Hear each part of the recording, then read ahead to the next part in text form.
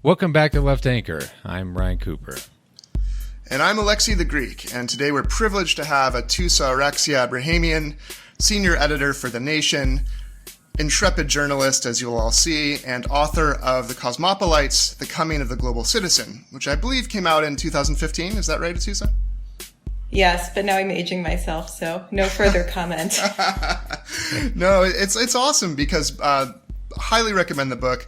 Great blend of journalism, history, economics, all the things that our audience likes to see, and things that are really relevant to understanding everything bound up with global capitalism and citizenship and climate change, which your article is also about too. The article that just came out in The Nation is "The Dream of Open Borders is Real in the High Arctic." So, but before we dive into that great piece, maybe tell us a little bit about your personal history, which seems to be somewhat related to these topics you're pursuing. Yeah, no, it is related. I think that's kind of how I came to these topics of borders and citizenship and immigration. I am a very mixed up human. I was born in Canada, but I have never lived in Canada. I was born there for sort of strategic reasons, and also I have family there. But the long story short is that my parents were both born in Iran. They were living in Switzerland, and they were expecting me, but Switzerland doesn't give birthright citizenship. And so to avoid having to get me a visa every time I needed to go anywhere, because this was the 80s and also Iran, not that much has changed, to be honest. Right. Having an Iranian passport kind of sucks if you don't live there. They thought, well, we have family in Canada. They have pretty good hospitals. Let's just go for it and have the baby there. So, I guess that makes me an anchor baby, except nobody has ever taken advantage of this anchor. It just means I have a really great passport. And so I'm Canadian. I'm also Swiss because I lived there for a long time, 18 years. And I'm Iranian on paper, although I don't speak Farsi. I don't read it. I don't really know the country that well. It's pretty cool, though, if you have a chance to go someday. And finally, I've been in the States for the greater part of the past 15 years, moved here for school, and I just finished an extremely long and drawn-out process of getting my green card. So that's done. Wow, congratulations. For better or for worse, I'm here now. You're stuck with this country, one way or the other. Yeah, it's true. And actually, I am, because you're not supposed to, when you get a permanent residence card, or when you obtain permanent residency, it's actually pretty hard to leave without losing that status. And it's so hard to get that status that you're then like, oh, wait, what did I get myself into? Now I'm stuck. But I want to be here, so it's okay. It's okay. Isn't that interesting? People forget about the freedom to leave part. That's something that, with borders, we often forget that it goes both ways. And sometimes the first sign of a country or a place that doesn't value freedom is the way that they keep people in. That's interesting. Right. And actually, the history of the passport in that respect is fascinating, because we think of passports as something that allows us to roam freely and travel and see new places and go abroad. But the function of the passport when it was conceived, hundreds of years ago, was actually to keep people in and to prevent people from leaving. And so it's funny how that's kind of turned around. And now you'll see, passport to the world in an ad for a credit card or whatever. Right. When really the function is completely the opposite. See, this is so interesting. We had Greg Grandin on, who has a great new book out, The End of the Frontier, and he talks about the myth of the frontier and how Trump and the kind of movement behind Trump has inverted that myth to be about walls and about, closing people in, because the frontier is kind of no longer there to use. The land isn't actually there for people to mythologize. And so there has to be an inversion of that myth. And so it's interesting. That just reminds me of how, socially constructed these ideas are and how the history really influences how we think about them, but also the actual physical, natural restraints and constraints and changes with the climate and with the earth and the population that is destroying it, kind of intersects with that. So I think that's a really good kind of lead into your looking at these issues and the necessary way you bring in those kind of historical moments, the kind of economic and physical forces that are all kind of intermeshed in creating how we think about these things. Yeah. I think that history is a huge part of it, but also every day it seems like these old ideas are being subverted and reinforced, right? That in the same way that Grandin says that this frontier mythology is it's like the equal but opposite what we're seeing now. And I think, well, something I think about a lot and something I thought about a lot when I went to the Arctic, and maybe this is a little out of left field, but for a long time, there were places where humans could go and discover new things, right? Often it took the form of really awful, like, genocidal colonialism, but there were new places to see. There were new places to go. And now it's all kind of been discovered in a sense. And I wonder what that does to our brains. Like, I wonder if some evolutionary bunk person has thought of this at all. Cause it does seem, if not like, what's the word? Neurologically. Yeah, it's claustrophobic. And I think that this turning inward maybe is a reaction to geographical claustrophobia. I don't know. I'm just totally theorizing here, but I feel it. Like, this is why I go to weird places, is that, God, there's got to be something more, right? Maybe is that why you went to the northernmost place that serves Negronis, right? Yeah, served by Russians. More on that later.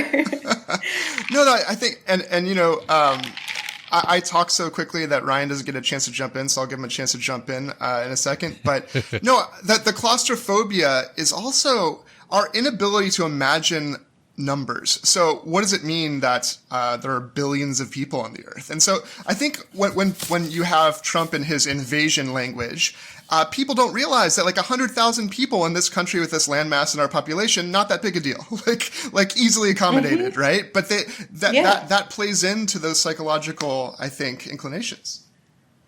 Yeah, we don't really know how to deal. And we also don't think about how, I think the last number I saw, this is funny. The State Department doesn't have a precise number of Americans living abroad. But I think the last time I checked, it was 1 million. It was roughly 1 million. Let me double check that for you.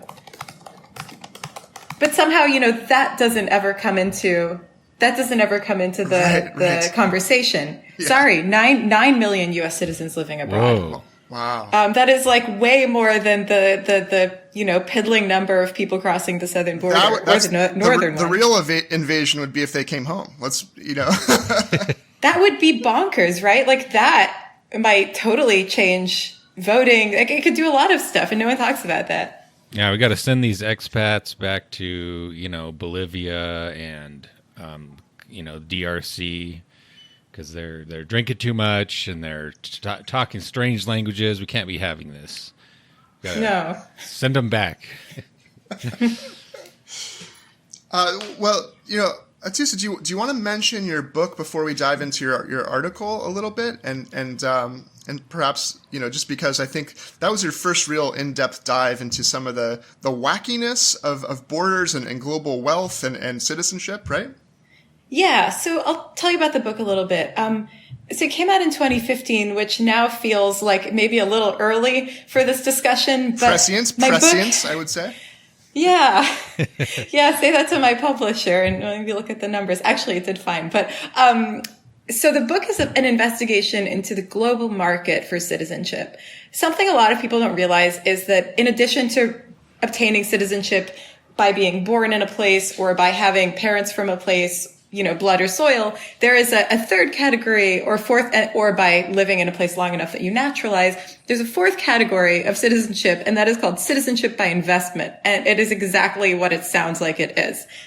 Very wealthy people can essentially buy their way into a whole bunch of countries, whether it's buying citizenship, whether it's buying a green card, whether it's buying real estate that allows you to stay.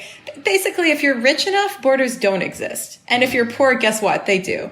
And so my book is about this idea that for the very wealthy, there are no borders. it looks into several countries that sell their citizenship and how this became a market. It will not shock you to hear that there is a whole ring of consultants and bankers and lawyers and accountants, all tied up in this business, this very big business of global citizenship is what they call it. And to report the book, I spent I wouldn't say several years because it wasn't full time, but I went to a bunch of these conferences where passport brokers and heads of state would put on a dog and pony show for the people serving the very rich, where they would present their citizenship like a commodity that you could buy. Like a timeshare. It's like a timeshare pitch.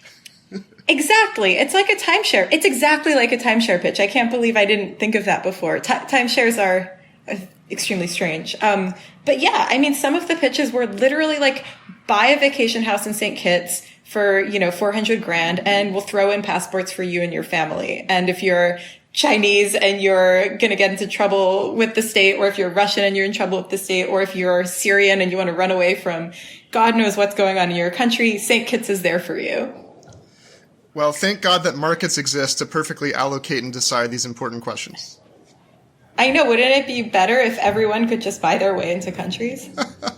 Well, and I'm being facetious, but it's not, it's no more, right. It's actually less arbitrary than just being born somewhere. Yes. And I don't think it's just, and I don't think it's fair, right. Or good, but if we're really talking about arbitrariness, then it's worth thinking about. Yeah, this, that reminds me of the, also your personal story, the recent story of this guy, Jimmy Aldaoud. I'm sure you've seen this story going all over the place, but, to recap for people who haven't heard of it, this was a guy who was,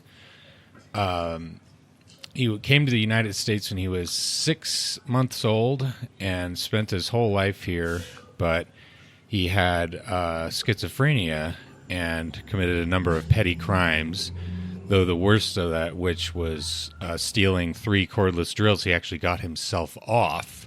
Nevertheless, ICE suddenly deported him to Iraq, which is a country where he had never been, did not speak the language, and nevertheless was a Iraqi national because he was born in Greece in a refugee camp, but Greece does not have birthright citizenship.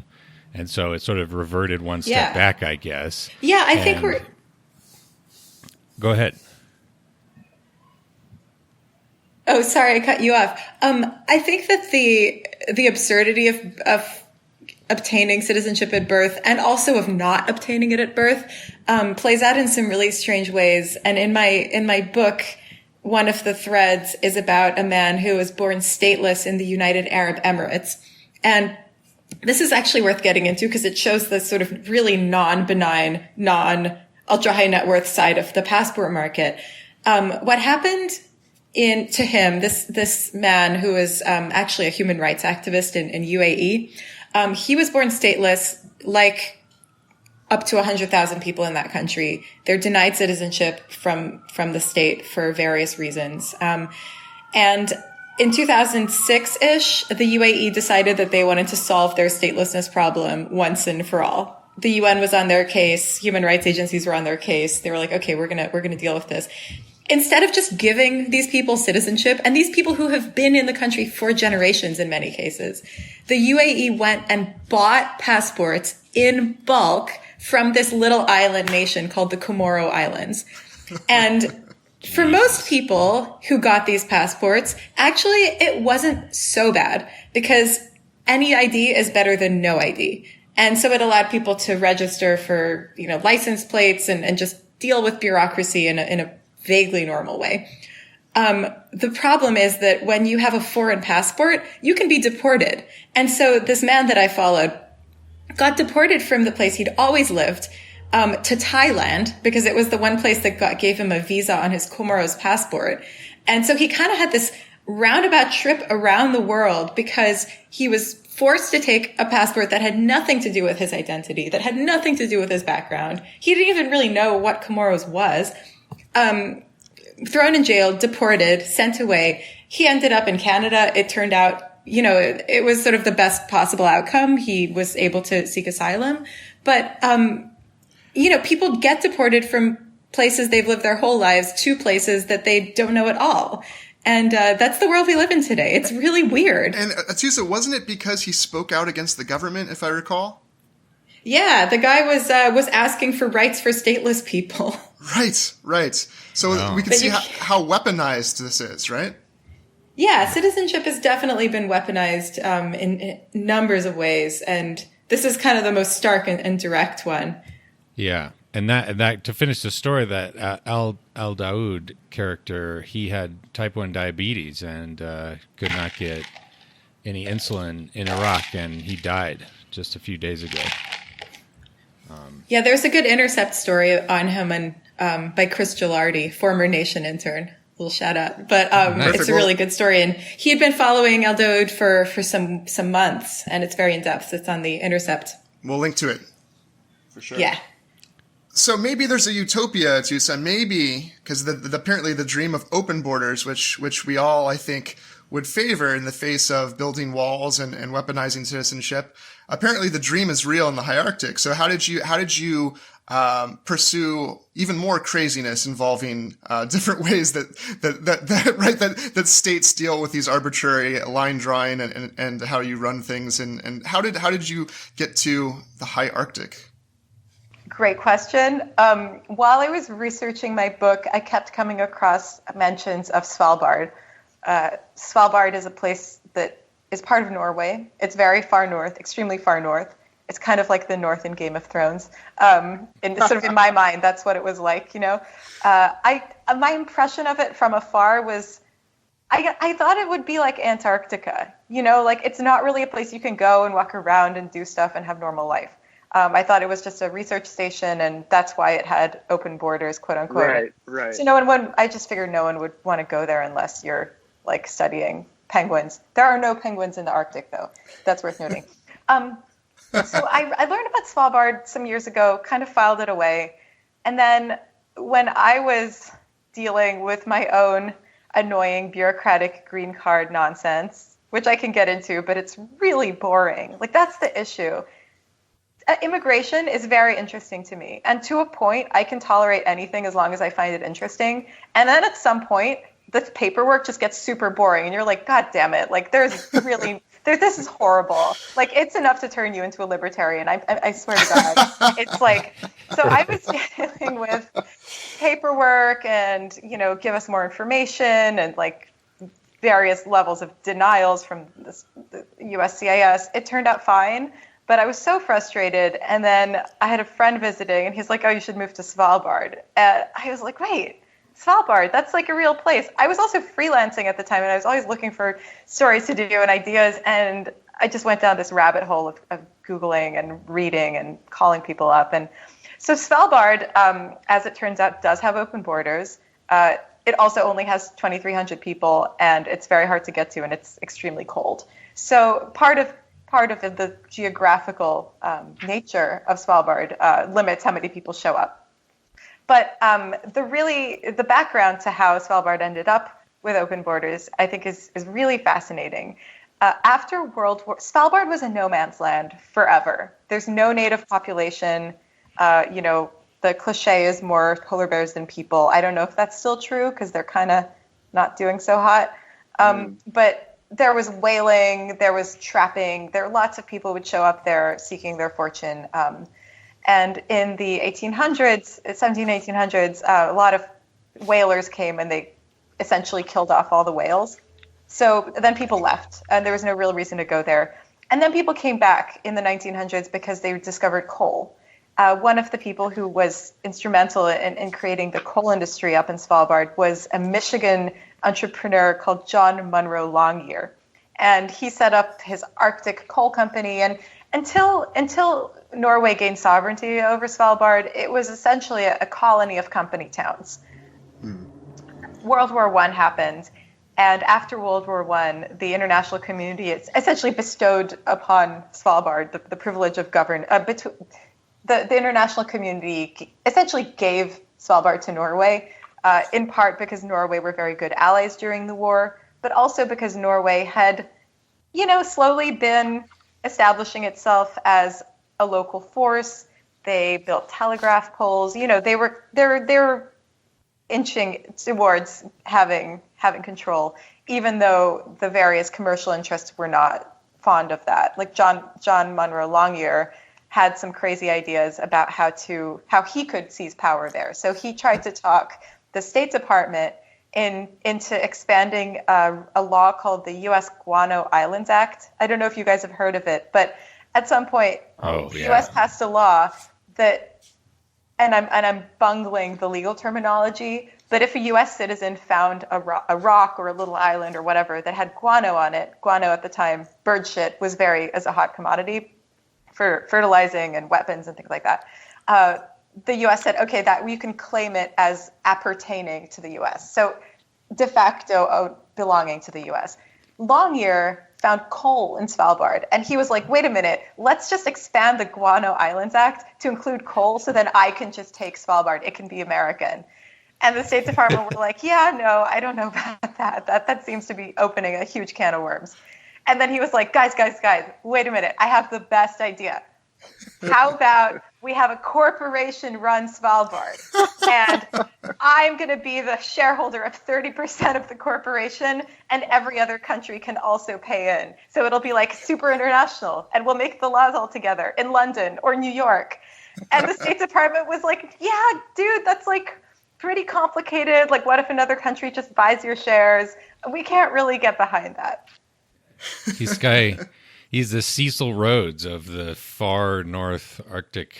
Well, I know it. That's the crazy thing, is that these types of ideas keep coming back. A few years ago, an economist called Paul Romer had this idea that there should be charter cities. So cities or zones in one country governed by another country. TLDR colonialism. But it's a version of these governance experiments that I think when you go far north enough, pop up because there's so little there to begin with, and it feels like a blank slate. And so people get very creative. And I think a lot of these ideas are morally reprehensible, but I still think they're fascinating because they show that there's a different way of thinking about states and governance and sovereignty. And that's been the prevailing theme with Svalbard during its entire existence. Anyway, World War I happened, Norway got Svalbard, but it still wasn't just a normal Norwegian territory, because the international community said, Norway, you can run Svalbard, you are the sovereign, you make the laws, you make the rules, but you can't discriminate against anyone based on their nationality. That's super radical, because discriminating against people based on their citizenship, their nationality, is just something that countries do every day as a matter of course. Even non-discrimination laws, they don't cover if you're from somewhere else and you don't have working papers, right? Like, you're not supposed to discriminate based on race or gender, sexuality, or national origin. But if you don't have the right passport, you can just be discriminated against just normal. Like, this happens every day. And so when I found out about that, I thought it was so radical and weird and interesting that Norway, of all places, was overseeing one of these little experiments in governance. Isn't that, it's a great lab in a way to explore some of the wackier ideas of how we could live together potentially, right? And so, I mean, it's just, I mean, you have the non-discrimination principle, but then it seems that becomes a problem because they also don't want too many non-Norwegians to end up living in the area, right? Right. What's the point of going to all the trouble of running a country if I guess the people aren't actually yours and you can't have any special privileges over the territory? It's an interesting little paradox. And so Norway's official policy is to make sure that it is a Norwegian place, Norwegian families. And it's a difficult balance to strike because if you have to, everything you offer has to be offered to everyone. There's this sort of universal, in the most basic sense, everything has to be universal. So you can't build amazing schools or have incredible housing without also offering it to Latvians and Russians and Thai people, and and so, and Which is interesting, right? Atossa, I found this to be a really brilliant insight because you said, okay, look, it's a libertarian utopia conceptually because low taxes are mandated as part of this, right? Mm-hmm. Yep. You're not supposed to tax people more than the absolute necessary minimum. And so you're thinking, okay, libertarians are going to love this, but it turns out there's a lot of governmental involvement that's necessary to work this out, right? Yeah, it's really complicated. It's like there's so many more levels of governance than just a normal town. There's the treaty from 1920. There's the governor, which is kind of like a sheriff and a consul. And so you have the Norwegian governor that is not democratically elected by the people of Svalbard. It is an appointed role from the mainland. So there's this totally, I guess, old and undemocratic international treaty. There's this new undemocratically elected governor. And then there's this local council that is democratically elected by the, one fraction of the 2,300 people who live there, but they don't have a whole ton of power because a lot of the rules are set by the mainland. And so, yes, open borders, low taxes. Oh, by the way, you have to have a gun because of the polar bears. So it's like, it's like what Texas wishes it was, except there's tons of government. Oh boy. Jeez. I guess I'm curious. I'm just looking at a map of this place because I think, I had heard of Svalbard, but I've never really, sort of looked into it at all. And so it's this island, this sort of group of islands that's halfway between Norway and the North Pole, basically. So it's way, way far north and really big. That's the thing that surprised me. It's like 23,000 square miles or something like that. So like not that much smaller than Ireland in terms of area. So like what is the sort of, character of this place? Like what, is it just like mostly wilderness because so few people live there? They have like little camps spread out. What's the deal? Yeah, it's mostly wilderness, and in fact, it's protected wilderness. Another cool thing about this Svalbard Treaty of 1920 is that it did say it was one of the first environmental treaties, and it put Norway in charge of protecting the flora and fauna and the natural environment. So most of it's protected. There are some settlements. The biggest one is Longyearbyen, named after homeboy John Monroe Longyear. Michigander. Yep. He at least got his own city at least. Yeah? He got naming rights. Is that what you call it? It was named after him. So that's the biggest settlement. 2,300 people, 37% foreign. There's a significant Thai population. Curiously, there's a lot of Filipino people, a bunch of Norwegians. So that's the town. That's where the boats come in. That's where the tourism industry is run out of. Then there's a couple of research stations. One of them is called New Alesund. That is super international. It's tiny. There's no cell service. It seems like a pretty rough place to live. Actually, it was extremely cold when we went there. So that's a research station. Then this is really interesting part of the Svalbard Treaty. So there are 2 Russian settlements on the archipelago. And by Russian, I mean everyone there speaks Russian, almost. And that happened because after the treaty was signed, the Nondiscrimination clause stipulated that it wasn't just freedom of movement. It's not just living there that anyone is allowed to do. It's also commercial activity. So mining was open for all, as long as it wasn't another government claiming sovereignty. So what did the Russian government think of? Oh, let's start a coal company. Send the coal company there to start company towns. It's not the government, it's the company, Arctic Cool. And so the communist government, the Soviet government rather, established 2 coal mining towns. One of them is called Barentsburg, and one of them is called Pyramida. And for years, these were the model Soviet villages very far north on Norwegian territory. And these still exist. Pyramida is a bit of a ghost town now that's turning into like Soviet Disney far north. These Russian hipsters have discovered it. And so that's where I had the northernmost Negroni. There's a really cool bar. There's some rundown old coal mines. You can do a tour of it. There's some pretty neat Soviet architecture. And then Barentsburg, I did not go to, but that's got a few hundred people, and they're still coal mining. So these are the main settlements. this is a tiny fraction of Svalbard's territory. The rest is pretty. It's sort of tundra conditions, very, very cold, very dry, lots of ice, lots of snow, and it's changing very fast for the reasons we are almost all aware of and acknowledge. Right, and because of climate change, you have, as you wrote about, last chance tourism. So how many tourists compared to the actual permanent population are there usually? Or what's how touristy is it for that reason?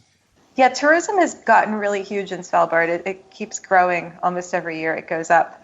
And sometimes these enormous cruise ships will roll into Longyearbyen and the population will double. Wow. I saw a big cruise ship. I didn't see what the town was like when all of the people disembarked. But here we go. I'm pulling up the stats, and they're in Norwegian, very helpful. When I was doing research for this piece, I was like, God, I wish I knew Norwegian. Unfortunately, not. Wait, Pete Buttigieg literally learned Norwegian so that he could read Norwegian. Maybe I should do.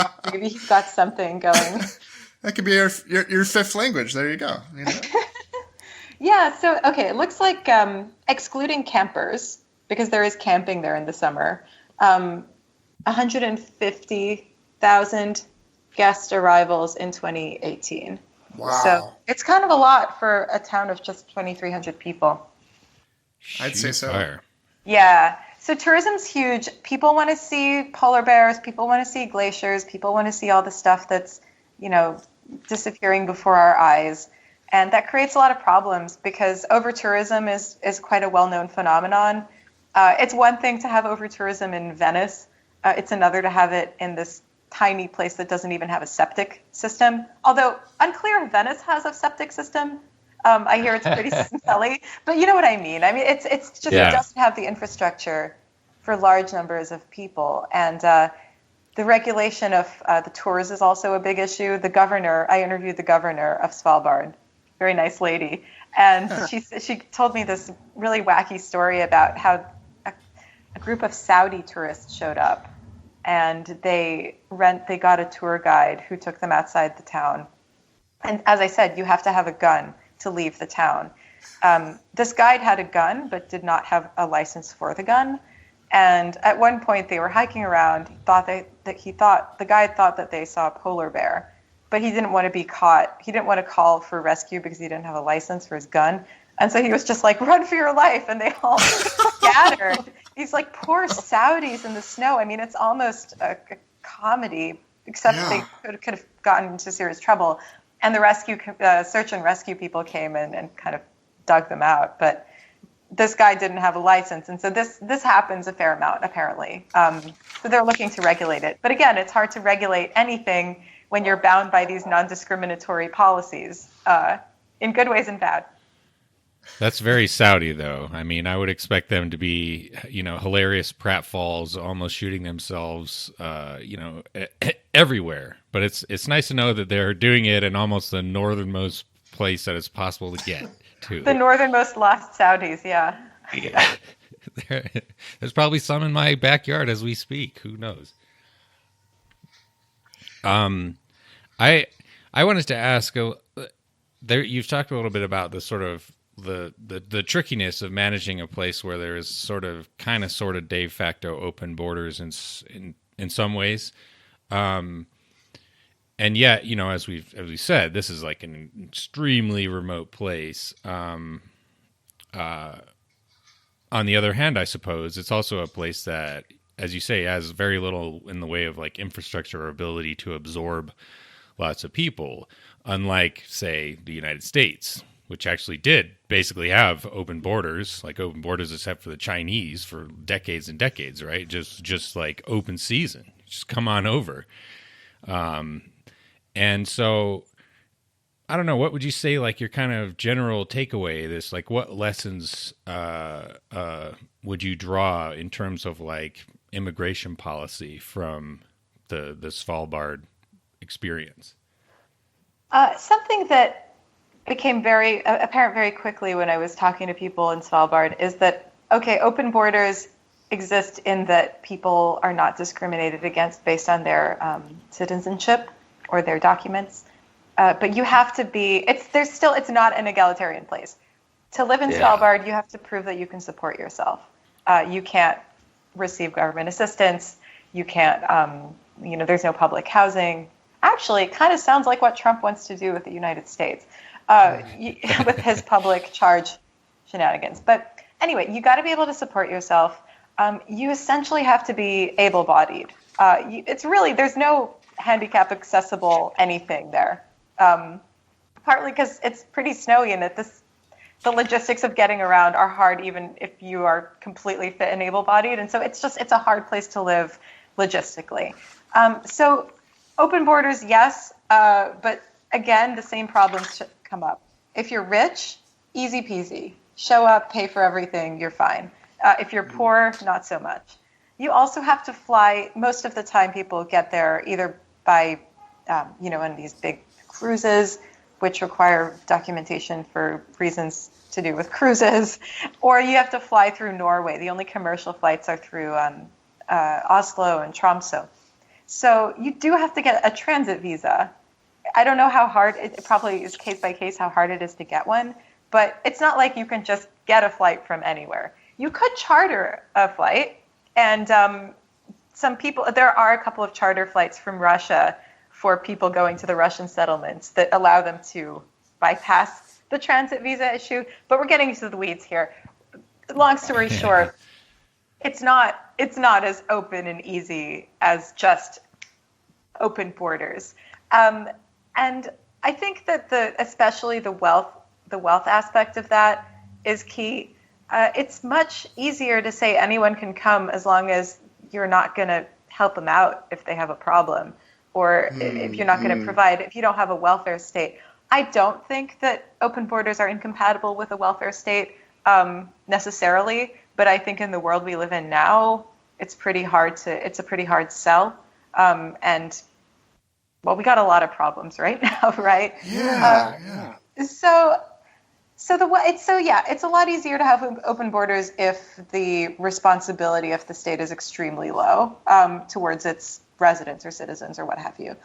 The other lesson, I guess, is that once you are in a place with such a difficult, I don't want to say extreme climate, because lots of indigenous people have lived in quote unquote extreme climates for a very long time, and who are, what is an extreme climate even? But as you get into climactic patterns that are unpredictable and difficult to control, the idea of human borders and state sovereignty and all of these constructs that I put in the piece, govern the way we govern, don't really make sense anymore. And that's, I think, an experience that that's a feeling a lot of people get when they go to the Arctic, that you're just surrounded by ice and snow and everything is kind of shades of white and blue and frost, and it becomes absurd to think of a border wall. And it becomes really absurd to think of these man-made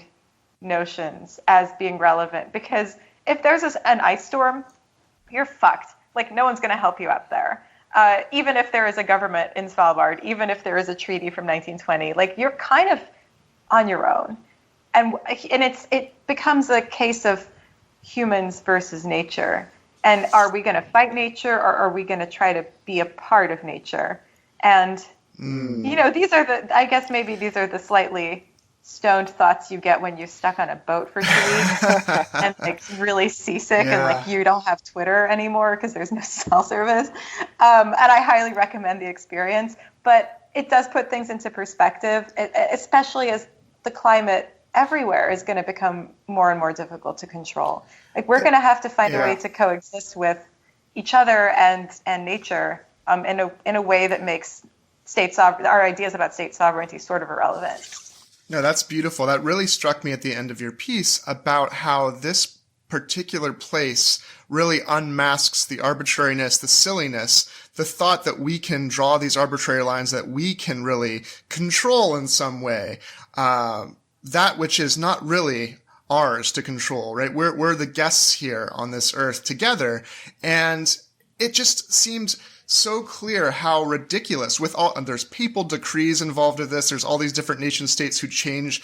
I mean, the actual nation state boundaries themselves and which nations become, I mean, there's so much ridiculous, fiction. And we know at some level how fictitious it is, right? The socially constructed identities, the imagined communities, all these things. But, given climate change, given all these hurdles, I really like this lesson about if we just think about the cost to our Earth and to each other and the consequences of how we make such decisions, that is the right way to orient ourselves. Because, I mean, so as you say, it's kind of ridiculous to think about borders up in the high Arctic. It's also somewhat ridiculous, right? This man that died in Iraq because of it was a mistake, but would it really have mattered where he was born or what citizenship we decided to give him? Why did we ship a human being to die in a different part of the globe? I mean, because there seems to be some sense of this false naturalization, if you'll excuse the pun,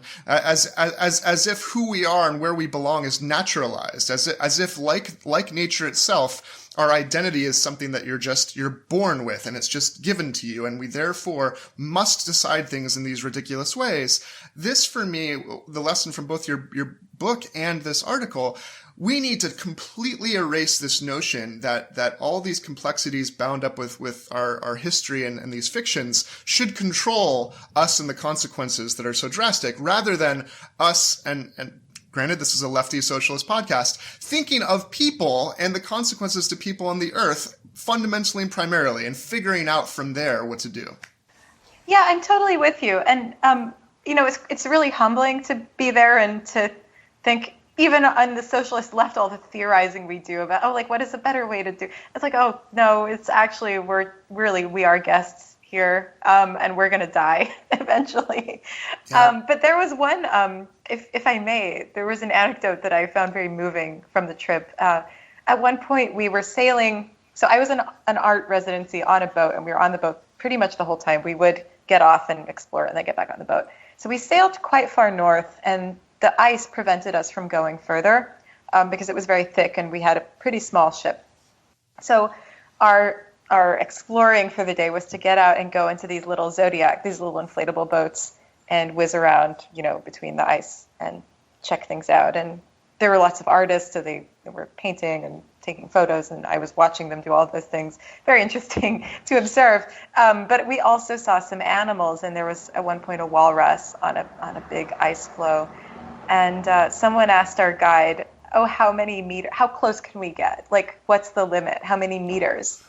And the guide was like, it's not about meters. It's about how you approach it. It's about not disturbing the animal. It's about giving the animal its autonomy, and it's like letting it have its environment. And so it could be like half a meter if you're not bothering it, but it could be 60 miles if you're going to be disruptive. And I thought that was just a really interesting and profound way to conceive of a border, and one that we completely forget when we draw lines. Yeah. Yeah, with the Trump mentality, there aren't enough walls and there aren't enough exclusions to be made that can create the reality they want. And that's why really the fascist impulse is ultimately extinguishes life itself, right? And so it's like, instead of this liberal way of measuring everything and having all the bureaucracy and regulations, if you instead orient to how we treat ourselves and each other and think of those relationships to nature, to animals, to each other, then so much more is possible. Yeah, and if we thought of this poor Iraqi who was deported, yes, okay, on paper he was born somewhere else, but if you approach it as a human and as a living person, then none of that really is relevant, right? He's a dude with, health problems who's lived in the U.S. his entire life. Like, why? It doesn't make sense to draw the line the way that we have been drawing it. So, yeah. Yeah, indeed. If you watch the video of him, he has a marked Detroit accent, and he says Iraq, just like George W. Bush. Yeah. And you think it's just really easy to imagine yourself in that guy's shoes, being like, I don't know anybody here. I don't have any money. I can't speak the language, and just getting like hassled by people, nowhere to sleep. Ooh, grim stuff. And to think that, I mean, yeah, ideally you would just say like, okay, here, if this was any type of person, had been living in Detroit for for 40 years or for 40 minutes, you would think, okay, this person needs help. We shouldn't just send them to die because of, arbitrary stipulations. But to think of these ICE guys who look at someone who is just like very obviously an American to his very marrow, in terms of his culture and so forth, and just be like, nope, we're stuffing you in the plane. Good luck, buddy, with your schizophrenia and your diabetes type 1 and your no money and no prospects.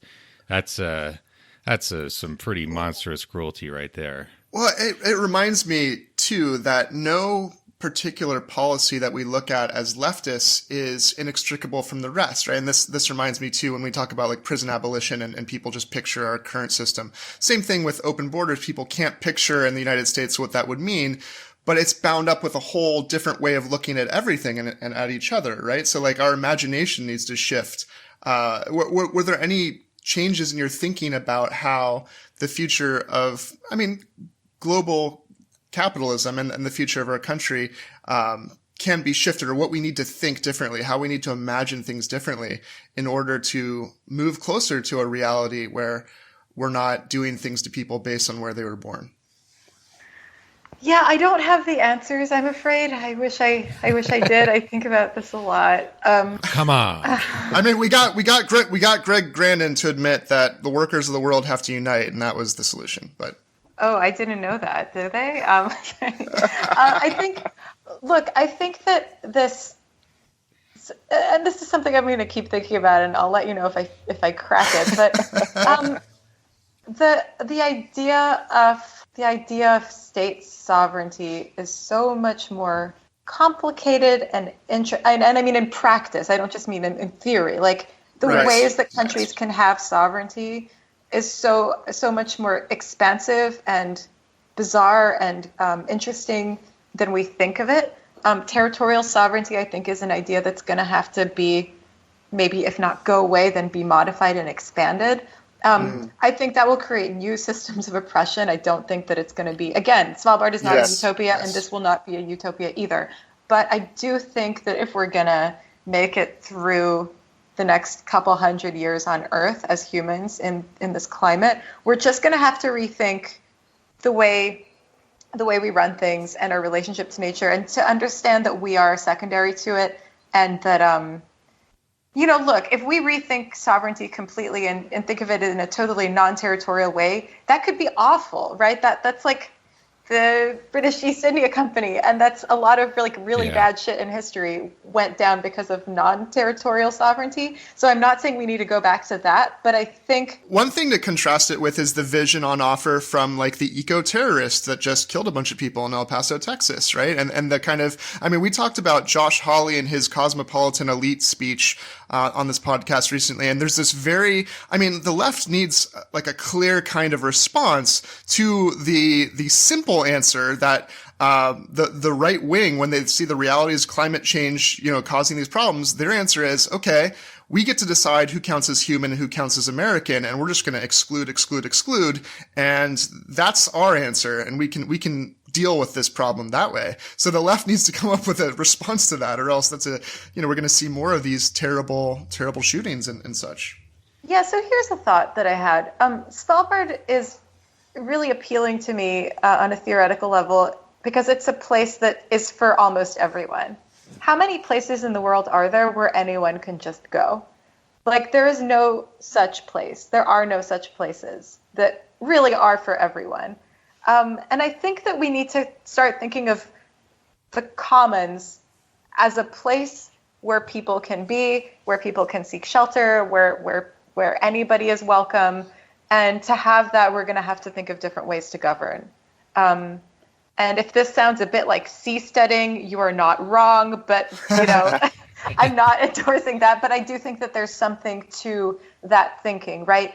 Going back to this kind of territorial claustrophobia, that there are no new places. Maybe we need to carve them out. Maybe we need to create them. Because the system we have now is untenable, and the climate is only going to make it more so. And that's kind of where I'm going in my thinking on this. And I welcome any criticism or further. No, not at all. There's definitely people that we have to think about when their islands go underwater. Apparently 500,000 acres in the Midwest went underwater, like farmland, and it didn't really get reported in our country. So that's a little scary. But also there's, yikes indeed, right? But there's also a lot of people coming to our border from Latin America, who didn't want to leave their home. Like, they wanted to stay where they were. But in part because of our imperialistic policies and actions, right? We could stop displacing and causing wars and harming people around the world that forced them to have to leave where they would. So it's not like everyone would just come to the United States without, just because that's the place to be. A lot of people want to stay where they are if they weren't forced to flee.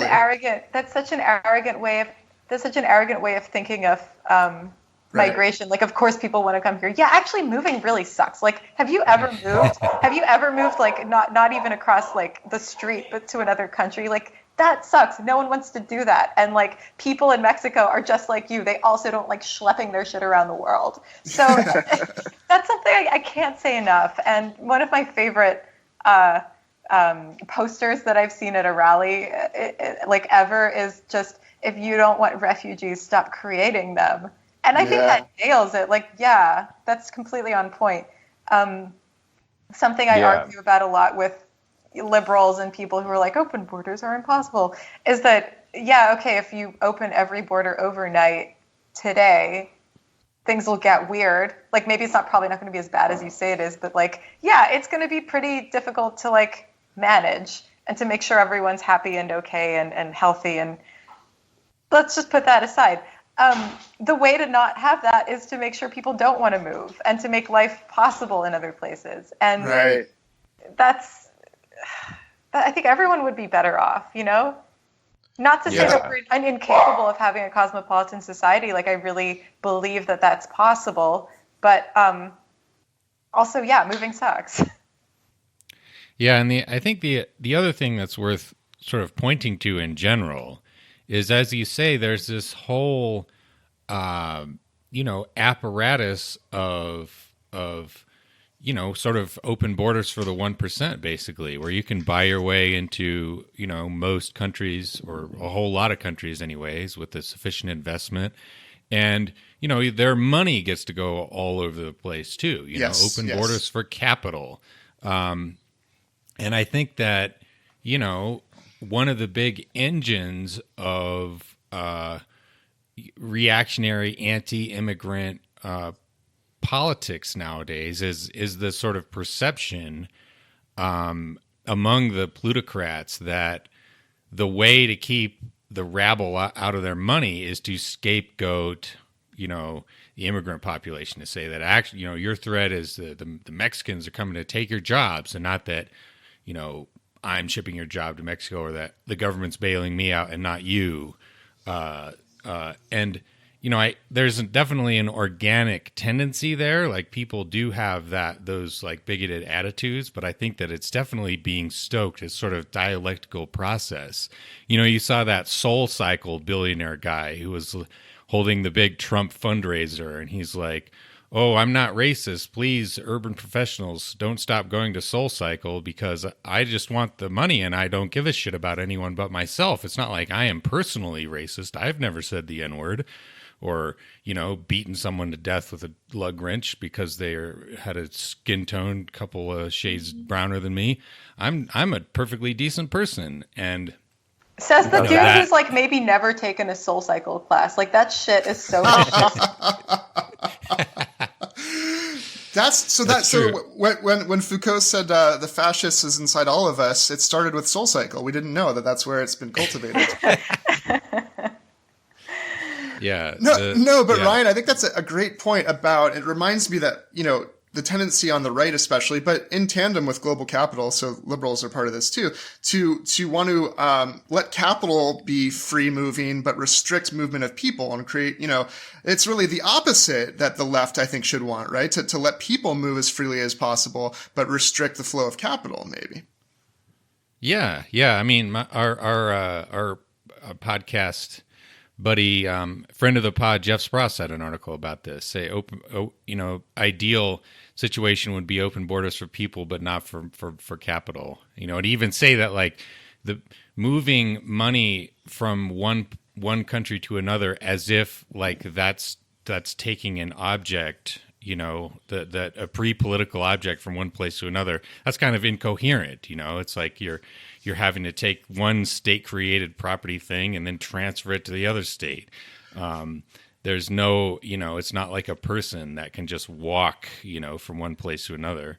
And look, I think moving capital is totally fine if it's like for redistribution or for like right. noble purposes. Yeah. But yeah, I think, and yeah, I'm sort of torn about whether that's, I have made this argument a lot, and now I'm kind of thinking about it as like, is it really, are you comparing apples to apples when you talk about people and money? And I don't think, and to your point, I don't think like money doesn't have legs. It can't just like up and move. It doesn't have will. It doesn't have, agency, and it's definitely not human. But like, there's definitely something in inverting the system we have. It's, I think, a useful way to think about why we have what we have. But yeah, I don't know that. Yeah. You could say that, money could be transferred insofar as that it achieves the political goals that you want. Right, like the Polanyi point about markets and all these social constructions around capital, as long as they're subordinated to, now he would say the demos or the political community, but we could think of like the global community, as long as the people come first and these social constructions serve us, that's great. But as it seems, as arbitrary and crazy as both your book and this piece show notions of line drawing and sovereignty and economics to be, they somehow always seem to favor the wealthy as against the poor and vulnerable, though. Somehow that seems to be a function of this global system that is, you can count on that. Yeah. Yeah, so technocratic governance is very unpopular on the left for really good reasons. But I think, look, this treaty that made Svalbard what it is, that was a treaty undemocratically written a very, very long time ago that hasn't really been altered since, that actually is like pretty cool and like is kind of forcing Norway to do things that it otherwise definitely wouldn't do as a state. And some of them like aren't progressive, but some of them are actually quite good. And I think that if we're talking about regulating global capital, maybe there's got to be an element of that. And again, I don't know what it is, but I think, I think that not the EU. Not the EU. Nationalizing money or wealth creates its own problems. Internationalizing wealth and money creates problems too. I guess something I say a lot is like the problem is with foreign money isn't that it's foreign, it's that it's money. Money. Yeah. So. Yeah. Especially big money. The bigger it is, the bigger the problems. More money. No problems. Well, I think that's a beautiful place to pause the conversation for today, and lot to think about. And I hope you'll come back and work through more of this with us again. Yeah, that was really fun. Thanks, guys, for having me. Yeah, absolutely. Yeah. Thanks for coming on. Last but not least, we have a friendly reminder that we have a Patreon. You can support the show with $5 a month and get an extra episode every week. We really appreciate the support, and it helps us keep this going.